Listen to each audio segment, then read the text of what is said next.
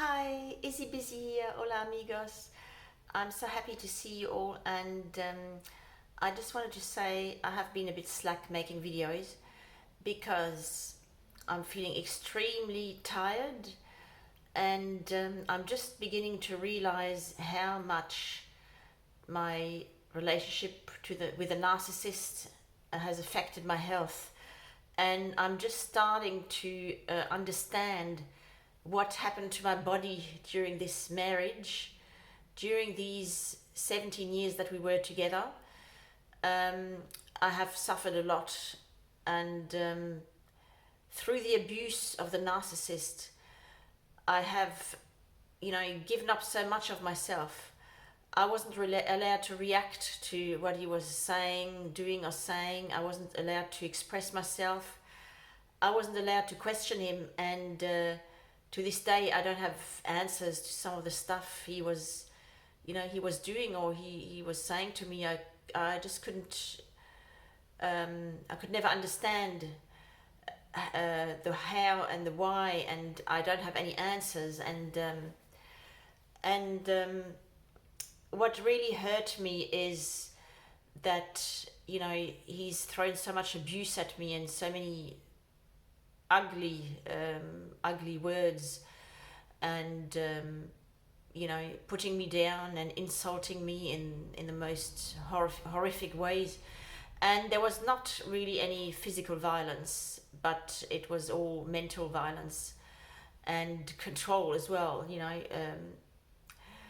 I became very sick. I realize now that physically, but probably mentally as well, I became sick. I developed, an addiction, and I will go more into detail about that. But right now, I can't really open up with it as per yet. I'm not ready, but I am kicking this addiction, and it's taking a lot out of me, because this is what helped me to survive. And just because I'm not with a narcissist anymore, I'm not living in the same house anymore, I'm not married to him anymore, we are separated, and I'm seeking a divorce, it doesn't mean that it's not affecting me anymore. I'm still, you know, I'm still in shock, and I'm still very confused, and I've got brain fog, and I don't know what happened to me. Why did all this happen?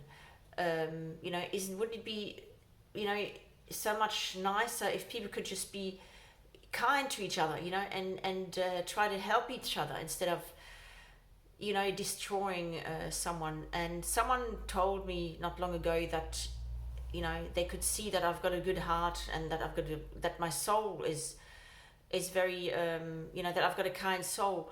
And that made me quite sad, because I felt like, now, how come that I suffered so much at the hands of the narcissist?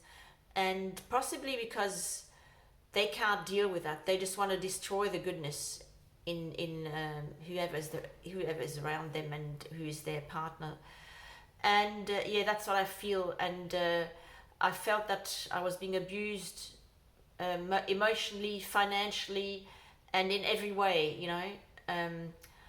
I was being denied any affection, any love, any appreciation. I didn't get any of that. It was just a very cold environment, very cold, and very he was very hard, very hard, and very nasty and calculated. Everything was so calculated to the last dollar. This had to be he was obsessed with money. Money was his only pleasure in life, and he was obsessed with it. And it was never about something spontaneous where he would just buy me something and say, look, just take it, don't worry. No, everything was accounted for.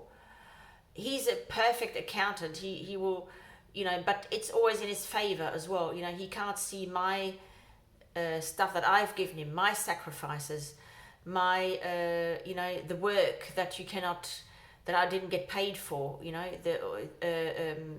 lot of women do so much in the house, but they don't get paid for it. But it's still qualified. It's still a contribution, and it's still work.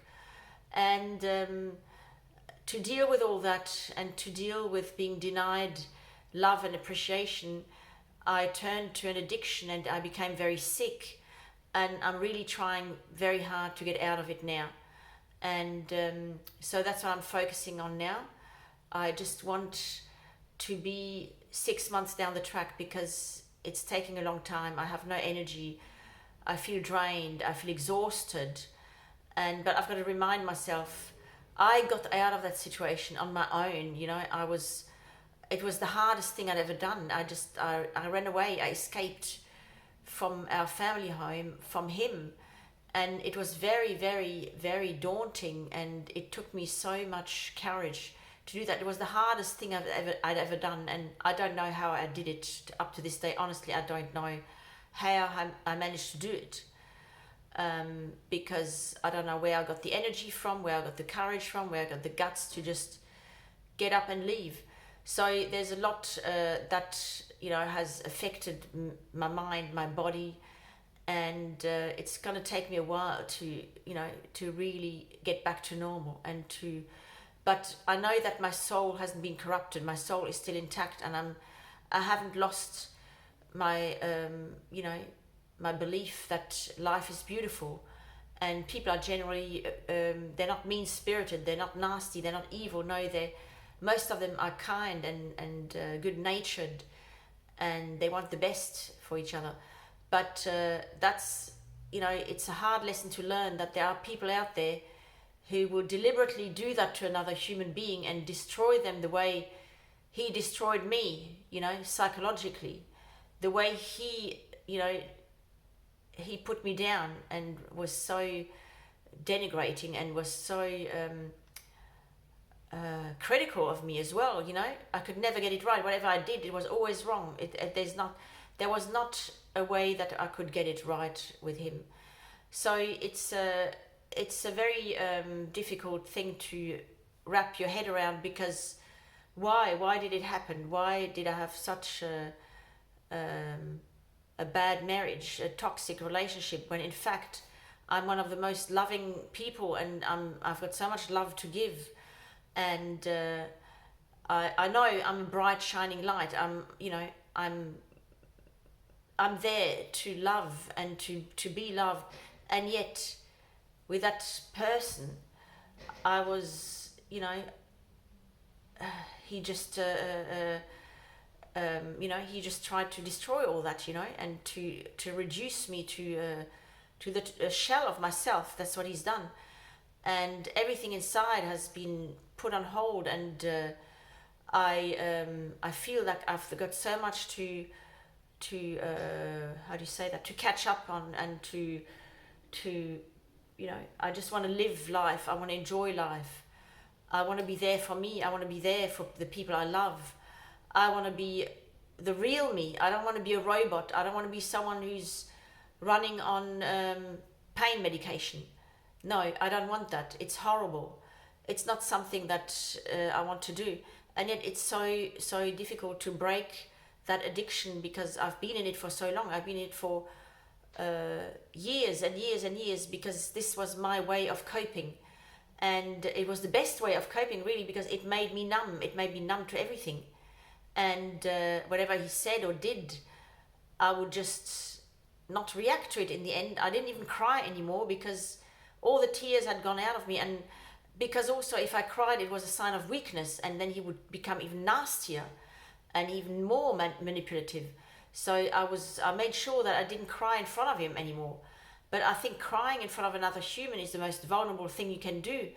And it can be a beautiful thing, in a couple, in a relationship, when you've got that openness and that trust. And then the other person can, comfort you. It's a beautiful thing. And yet I couldn't have that, because if I cried, I would be yelled at, and I would be told that, I was an idiot and a stupid bitch and all the names. So it's something I just missed, to someone comfort me if I'm sad, or if I feel like crying, these comforting arms that you feel around you. And I couldn't get that, because it was something he couldn't give me. He's got no feelings, he's got no empathy. So how could he even do that? No, he doesn't care. He only cares about himself. about his success in life, you know, and his money. And that's why when I left him, I said, I'm going to leave you because I'm not happy in the relationship. I'm not happy in my marriage. And the only thing he said, you're not going to get my money. That's the only thing he said. So that was the only thing that was important to him, really. The rest wasn't important to him. I could go, I could finish the relationship. He didn't care as long as I didn't take his money. You know, the money was everything to him. And, you know, I've had so many moments when it sort of clicked and I felt, no, this is not a good person. He's an evil person. He's evil, manipulative, secretive as well. He had so many secrets that he wouldn't tell me about. And I didn't even dare ask him.